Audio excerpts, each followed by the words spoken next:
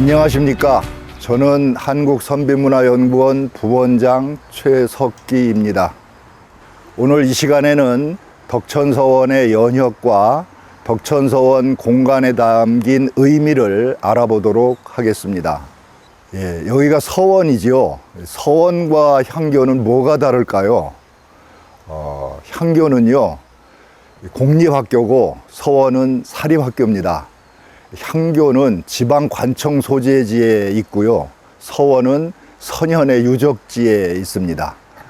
향교에는 사당에 공자님을 모시는데 서원에는 그 서원에 모신 선현을 주향으로 모십니다. 향교는 정원이 정해져 있는데 서원은 정원이 없고요. 향교는 지방 수령이 관리를 하는데 서원은 지방의 유림이 관리를 합니다. 이런 점이 이제 공립학교인 향교와 사립학교인 서원의 다른 점이라고 말할 수 있겠습니다.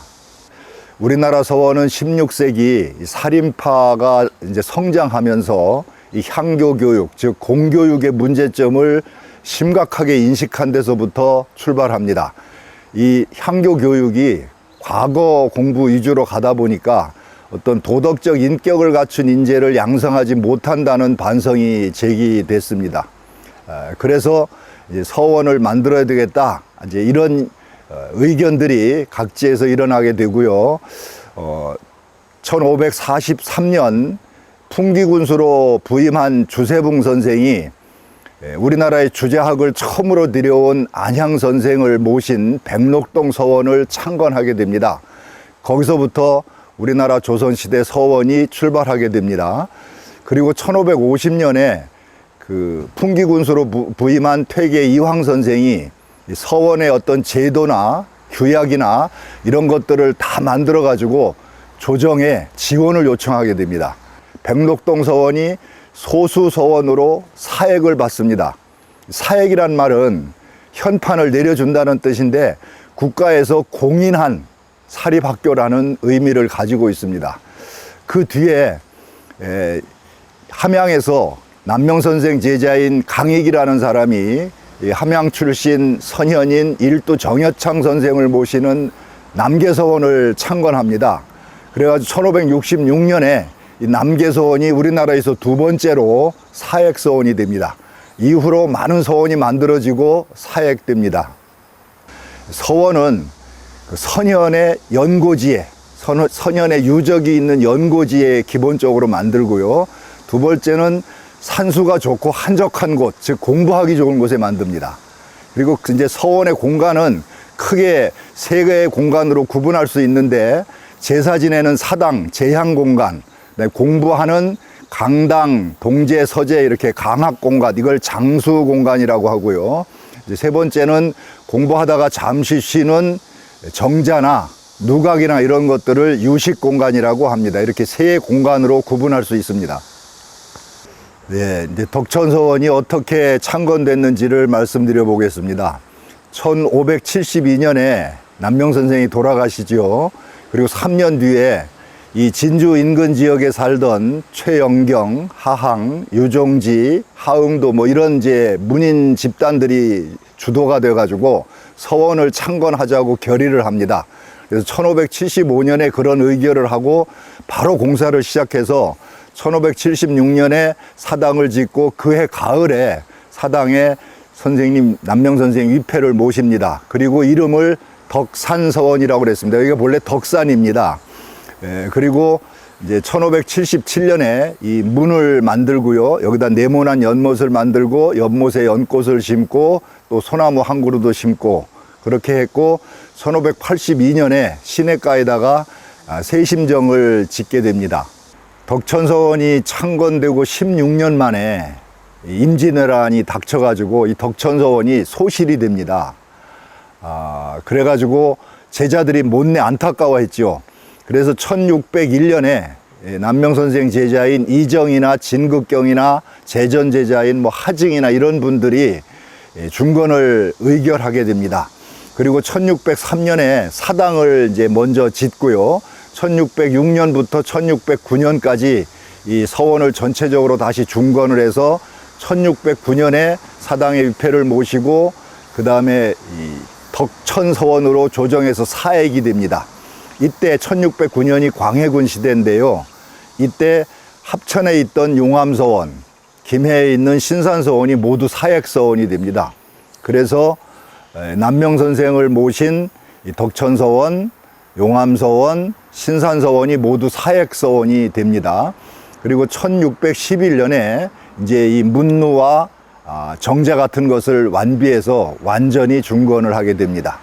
이제 그 뒤로는 계속 중수를 해 내려오다가요, 1870년 고종 때 대원군이 집권하면서 서원에 문제점이 많다고 해서 서원 회철령이라는 걸 내리죠. 그래서 전국에 47개의 서원과 사당만 남기고 모두 헐어버립니다.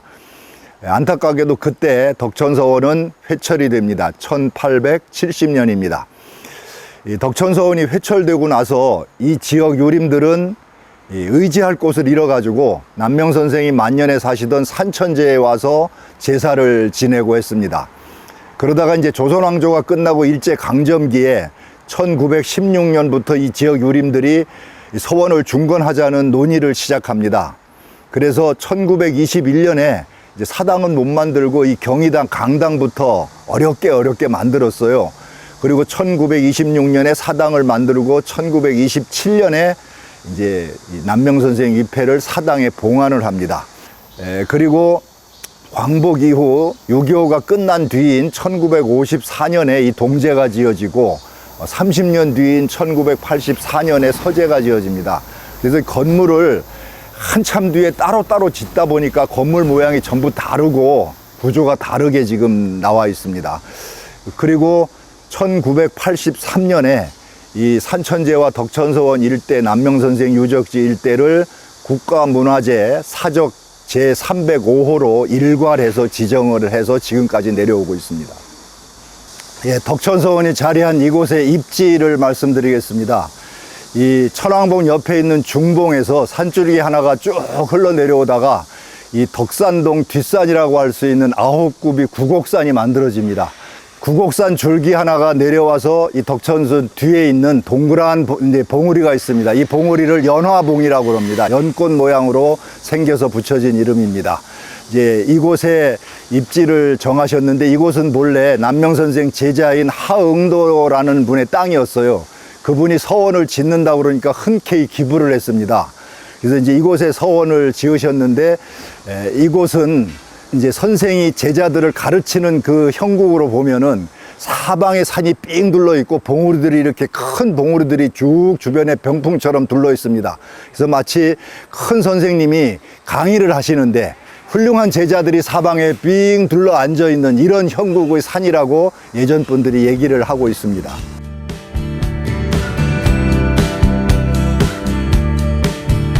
이곳은 남명선생을 주향으로 모신 숭덕사라는 사당입니다. 숭덕사는 도덕군자를 숭상한다는 의미로 붙인 이름입니다. 이곳에는 주향의 가운데에 남명선생 위패가 모셔져 있고요. 동향으로 수당, 제자인 수당 최영경 선생의 위패가 모셔져 있습니다. 이 덕천서원 숭덕사에서는 봄과 가을 두 차례 제사를 모십니다. 대체로 봄에는 춘향이라고 그래서요, 3월 상정일에 모셨고요.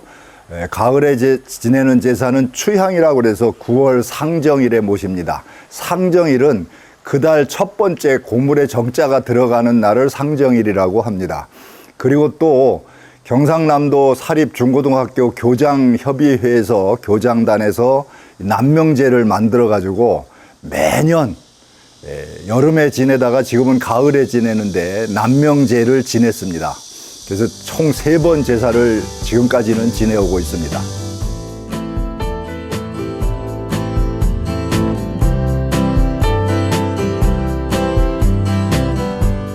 서원에 가시면요, 강당 이름하고 문루, 외산문과 누각의 이름을 보시는 것이 중요합니다.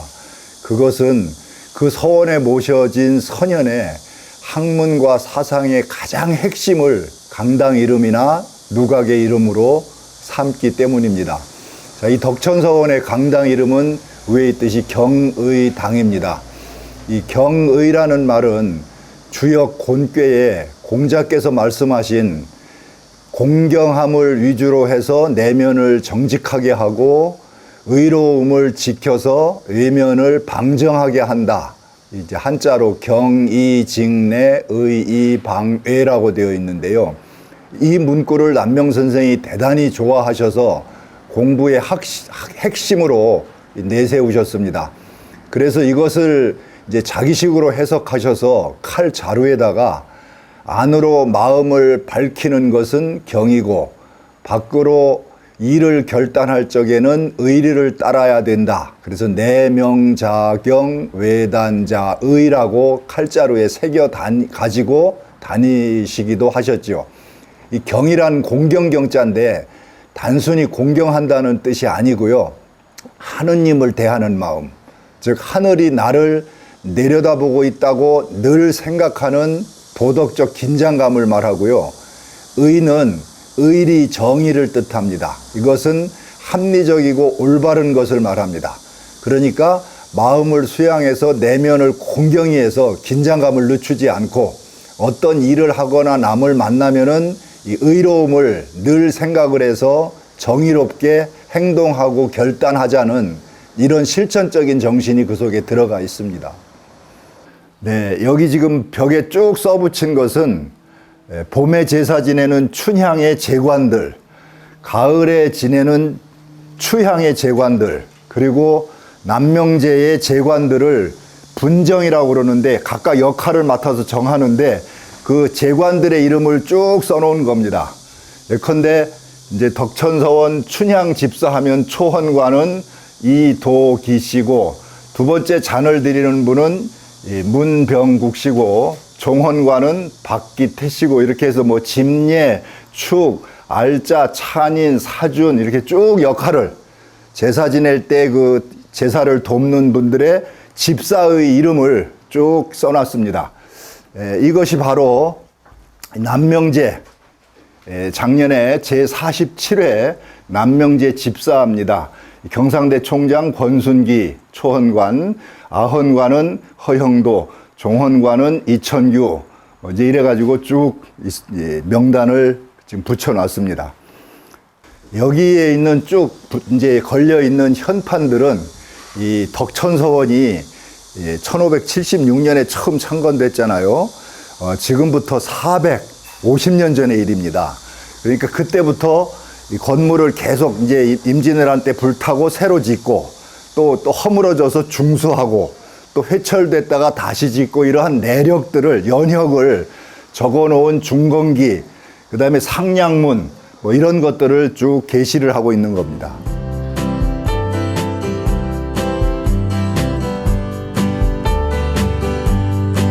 제가 앉아있는 이 건물은 덕천서원 동제인 진덕제입니다. 진덕제라는 이제 서재의 명칭은 주역 건꾀 공자의 말씀에서 딴 겁니다. 물론 저 서재인 수업제도 주역 건꾀에 나오는 공자의 말씀에서 같이 나오는 것에서 딴 건데요. 진덕이라는 말은 덕을 향상시키다는 뜻입니다. 근데 그냥 덕을 향상시키는 것이 아니라 공자의 말씀에 의하면은 마음을 진실하게 하고 신의 있게 하는 것이 덕을 진보시키는 방법이다, 이렇게 말씀을 하셨어요.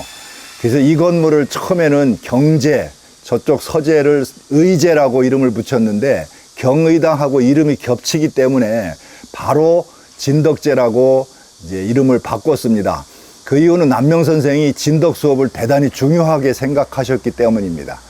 이 진덕제 할 때 제자는 서재라는 뜻인데 유생들이 머물러서 공부하는 집인데 그냥 집이 아니고 몸과 마음을 깨끗이 해서 마치 제사 지낼 때의 그런 그 신을 만나는 마음으로 몸과 마음을 정결히 한다는 뜻의 제자입니다. 그 다음 수업제는요, 이게 수업은 학업을 닦는다는 뜻인데 이 충과 신, 즉 진실성과 신의성을 가지고 이 마음을 공부를 해가지고 그것을 표현할 적에 말을 진실하게 한다. 그래서 주역에는 말을 할 적에는 진실함을 내세워야 된다, 이렇게 표현을 하셨어요, 공자께서.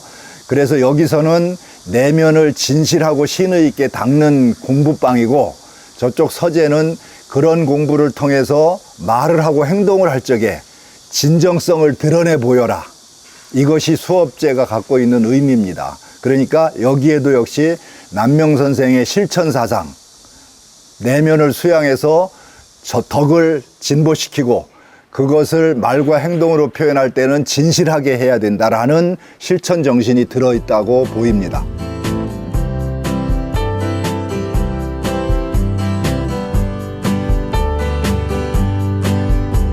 이곳이 덕천서원 서재인 수업제입니다. 이 수업제는 진덕제와 마찬가지로 주역 건교에 있는 공자의 말씀에서 취한 건데, 남명선생이 이 진덕수합이란 말을 대단히 중요하게 생각하셨어요. 그래서 이제 진실한 마음 공부를 통해서 덕을 향상시키고, 그 향상시킨 덕을 닦은 마음을 가지고 말을 하고 행동을 할 적에는 진실되게 표현하라.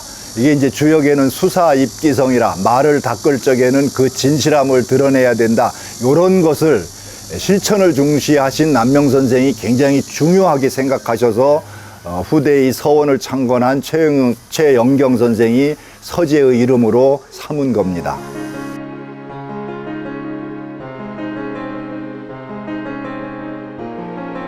덕천서원을 처음 설계한 수당 최영경 선생은요, 이 남명정신을 잘 드러내기 위해서 굉장히 고심을 하신 것 같아요. 그래서 동제의 끝과 서제의 끝에 처음에는 여기에 다락이 있었습니다. 조그만한 난간이. 이곳을 광풍헌, 저쪽 서재에 있는 다락을 제월헌이라고 했습니다. 광풍제월에서 따다가 광풍헌 제월헌이라고 했는데요, 이곳에 모셔진 남명 조식 선생도 대단히 그 광풍제월이라는 말을 중요하게 생각했습니다. 그래서 그런 다락이 있었다라는 말씀을 이제 먼저 드리고요. 이 다락은 휴식 공간입니다. 유식 공간입니다. 잠시 공부하다가 휴식을 취하는 공간인데, 그 다락에서 바라볼 수 있게 이 동제 끝과 서제 끝에 네모난 연못을 만들고요, 그 연못 안에 연꽃을 심고요, 그 연못 가에 소나무를 한 그루씩 심었다고 그래요. 성리학자들은, 특히 도학자들은 마음 수양을 대단히 중요하게 생각하는데, 천리를 인식하면서 내 마음의 본성을 늘 생각하는 겁니다. 그래서 그런 것들을 일상에서 실천하기 위해서, 그리고 여기 공부하는 사람들이 일상에서 체험하고 깨닫도록 하기 위해서 네모난 연못을 만들었습니다. 자, 소나무는 남명선생이 이 김해에 사실 때부터 굉장히 좋아한 상징입니다, 이게. 왜냐하면은 겨울에도 푸른 빛을 잃지 않아요. 그래서 어떤 지조와 절개를 상징하는 겁니다. 자, 연꽃은 이 진흙벌 속에 뿌리를 내리고 있지만은 아주 깨끗하고 맑은 향기를 내뿜습니다. 그래서 주돈이라는 분이 북송 때 애련서를 지으면서 군자의 비유를 했어요. 군자의 꽃이에요, 연꽃은. 그런데 남명선생의 시각은 조금 다릅니다. 남명선생이 지은 시에 연꽃을 노래한 시가 두 수가 남아 있습니다. 영연이라고 그래요.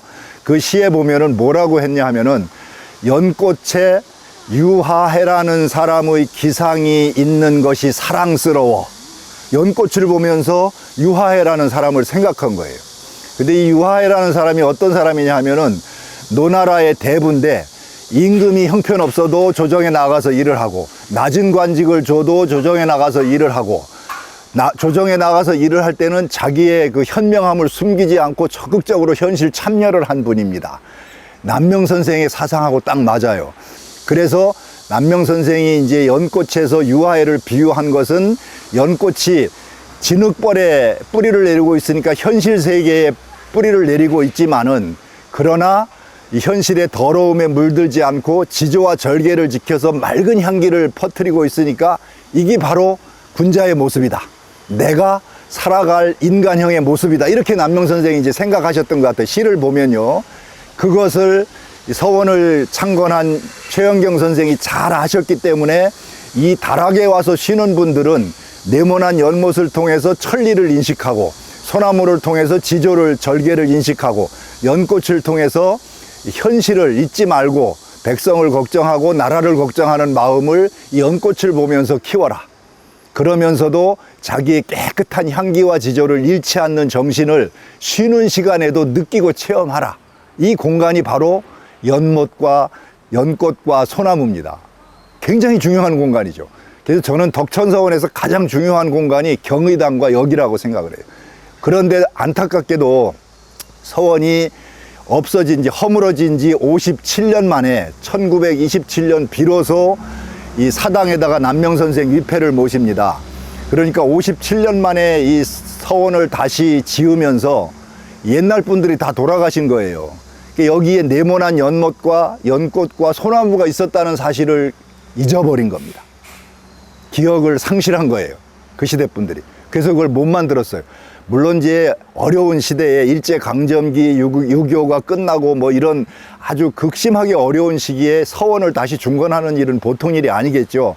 그런데다가 기억까지 잃어버리다 보니까 지금 연못을 볼 수 없고, 이 참 특이하게도 이 배롱나무가 양쪽에 심어져 있습니다.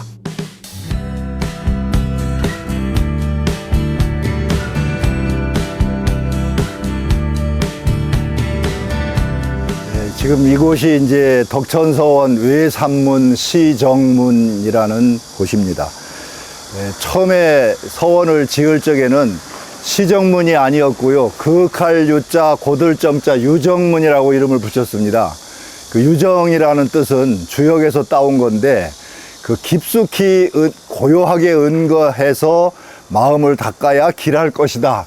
뭐 이런 의미로 이제 주역에서 따다 붙였는데, 아마도 후대 학자들이 유정하면은 너무 현실을 외면하고 깊숙이 은거한다고만 생각이 들어서 그런지 이 1600년대 후반기에 시정문으로 이름이 바뀝니다.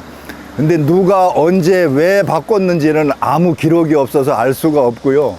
시정문이라는 시정의 뜻도 명확하게 나온 데가 없습니다. 다만 제가 이제 다른 문집들을 통해서 추측건데, 순시정향, 이제 따를 순자, 떼시자, 고요할 정자, 기를 양자, 순시정향이라는 말이 있는데 아마도 그런 데서 나온 것 같다, 이렇게 추정을 하는데요.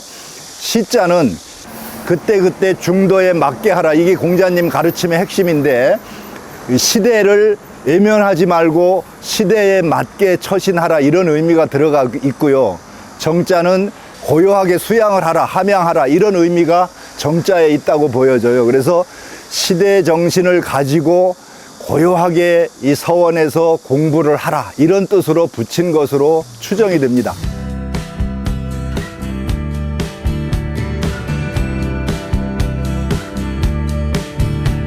예, 이곳은 덕천서원의 휴식 공간인 세심정입니다.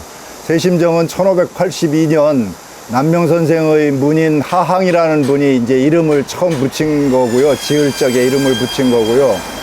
그 조카인 하수일이라는 분이 세심정기를 기문을 썼습니다. 이 기문에 의하면은 이곳은 단순히 그냥 쉬고 잡담하는 공간이 아니고, 맹자가 말한 물을 보는데 방법이 있다. 즉, 물을 통해서 지혜, 지를 인지하고, 산을 통해서 인을 인지하는 그런 공자로부터 맹자로 쭉 내려오는 산수 인식을 반영하는 곳입니다. 그래서 물과 산과 같은 자연을 보면서 내 본성 속에 인과 지혜가 있구나, 이런 것들을 체험하고 체득하는 그런 휴식 공간이라고 얘기를 할 수 있겠습니다. 이 서원은요, 임진왜란이 끝난 뒤에 다시 중건을 했다고 그랬잖아요. 그때 이제 1611년 이 정자도 다시 중건을 하면서 이름을 취성정이라고 붙입니다. 그것은 이제 그 전에 최영경 선생이 세심정보다는 취성정이 낫다 라는 생각에서 이제 이름을 바꾼 건데, 취성정이라는 이름은 구론의 어부사라는 글에 나와요. 세상 사람들은 전부 술에 취해 있듯이 흐리멍텅한 상태에 빠져 있는데 나만 홀로 깨어 있다. 남명 선생이 특히 이제 성성자라는 방울을 차고 다니시면서 정신을 흐리멍텅하게 하지 않고 또렷하게 각성시키는 것을 중요하게 생각하셨거든요. 그래서 그것을 이제 안 수우당 최영경 선생이 아마 세심정보다는 취성정이라는 이름이 더 낫겠다라고 생각해서 이름을 바꾸신 것이고요. 그다음에 옛날에는 이제 이 세심정하고 취성정하고 두 정자가 나란히 병존을 했습니다. 즉 처음에는 세심정이 취성정이 됐다가 하나만 정자 있었는데 나중에는 세심정도 있었고 저 위쪽에 북쪽에 취성정도 있어서 한동안 두 정자가 나란히 있었다는 기록이 있습니다. 그래서 이곳은 이제 덕천서원 경내라고 할 수 있는데 그 세심정 주역에서 따온 말로 마음을 깨끗하게 씻는다는 그런 이제 뜻에서 따온 거고요. 취성정은 정신을 또렷하게 각성시킨다는 뜻에서 따온 정자입니다. 요즘에 그 어떤 분들은 이 세심정을 보고서 시냇가, 맑은 시냇가에 있기 때문에 뭐 탁족하기 딱 좋다. 그래서 세심의 뜻을 마치 세신처럼 읽어가지고 발을 씻는 그런 의미로 해석하는데 그건 전혀 조선시대 그 성리학적 세계관을 모르고 하는 소리고요. 마음을 씻는다는 말은 마음을 깨끗이 정화하고 수신한다는 뜻입니다.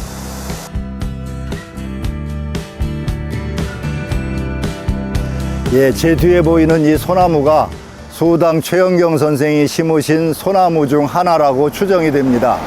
최영경 선생은 덕천서원을 창건하신 뒤에 이 시천 시냇가에다가 수십 그루의 소나무를 심으셨다고 그래요. 지금은 그 모습을 찾아볼 수 없습니다만은 조선 후기까지만 해도 이곳을 찾는 분들은 이 덕산 팔경의 하나로 이 덕천서원 세심정가의 소나무 그늘을 하나 꼽았습니다. 그 정도로 이 소나무가 쭉 우거져 있었고요. 소나무 그늘이 아주 시원한 청풍을 드러내 보여주었다고 합니다. 요 최근에 이제 몇 그루를 더 심었는데 역시 소나무 사이사이에 복숭아 나무가 쭉 있어가지고 봄에는 무릉도원의 이미지를 여기서 보여주었다고 그래요. 그래서 이 소나무를 이제 후세 사람들이 수당 최영경 선생이 심었다고 그래서 수우송이라고 얘기를 합니다. 호를 따서. 특히 16세기 사화기를 살아가면서 이 선비가 적어도 양심과 지조 절개를 잃어서는 안 된다. 뭐 이런 정신을 소나무를 통해서 보여주고 싶으셨던 것 같고요. 아마 본인도 그렇게 생각하셨고 제자들한테도 그 얘기를 많이 하셨던 것 같아요. 그래서 남명 선생은 만년에 꽃을 전혀 좋아하지 않으셨다고 그럽니다. 오로지 소나무만 좋아하셨다고.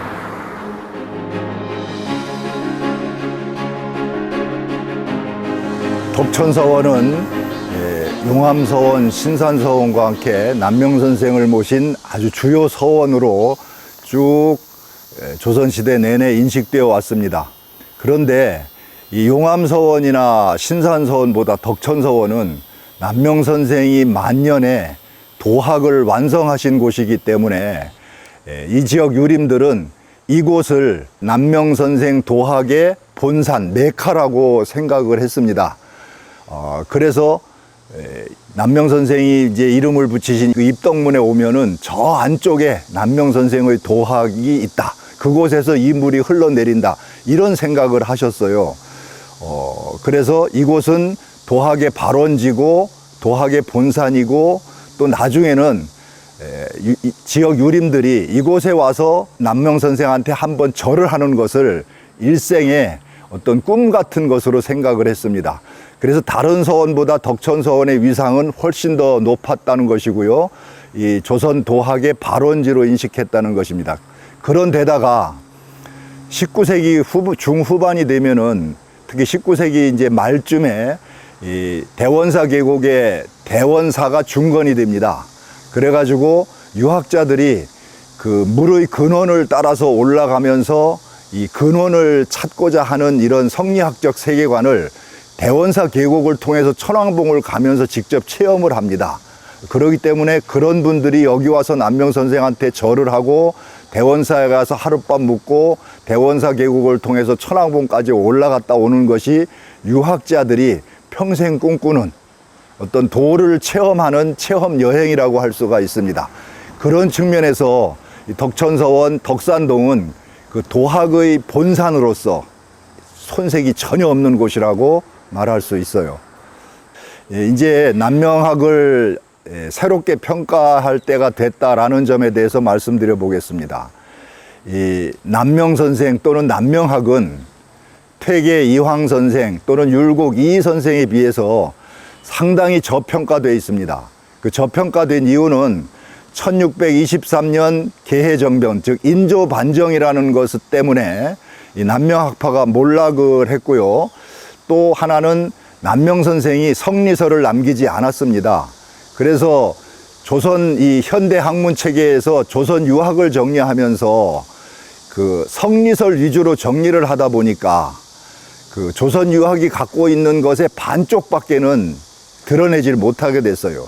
유학은 본래 일상생활 속에서 부모에게 효도하고 형에게 공경하고 백성을 사랑하고 나라를 걱정하는 이런 경세치용적인 성격이 있는 건데 성리설 위주로 정리하다 보니까 이런 것이 다 빠졌습니다. 그래서 남명선생에 대한 학문이 저평가된 건데, 만약 우리가 지금 그런 점을 다시 인식한다면은 성리설 위주로 보지만 말고 그 일상생활 속에서 심성수양을 통해서 도덕적 실천을 해서 윤리와 도덕을 이 땅에 부지시키려고 한 점, 또 백성을 걱정하고 나라를 사랑한 이 경세적인 면, 이런 것을 가지고 함께 본다면은 그런 측면에서는, 즉 도를 밝히기보다는 도를 실천한 측면에서, 그리고 실용한 측면에서는 남명선생이 조선 유학자 중에서 단연 으뜸이라고 저는 자신 있게 말할 수 있습니다.